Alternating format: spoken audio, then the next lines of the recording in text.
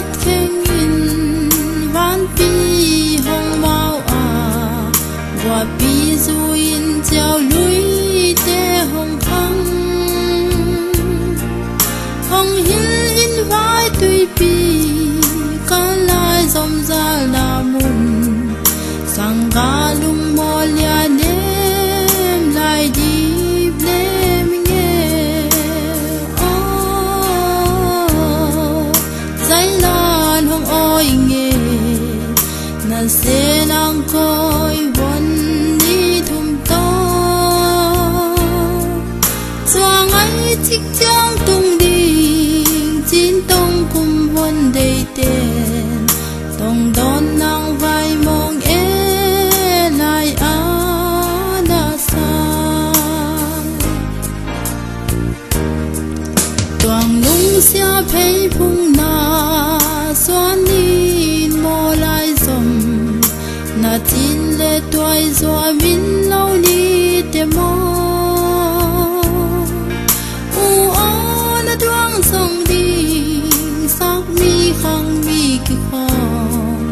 sa bang vai mo u toi kwam a sa la hiam o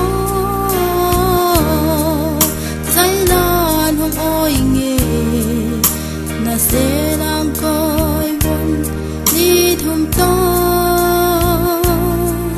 choang ai chik chang tung ding chin tong kum pon dei te tong don nang vai mong e lai a na sa xian sung lâu bang na qua nan mo ai lai som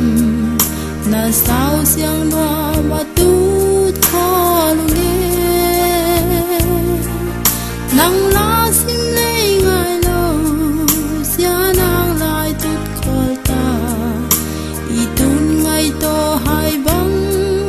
hong na nga puno zai lan hong oi nghe na se nang koi von ni thum to zoang ai chik chang tung ding chin tong kum von dei te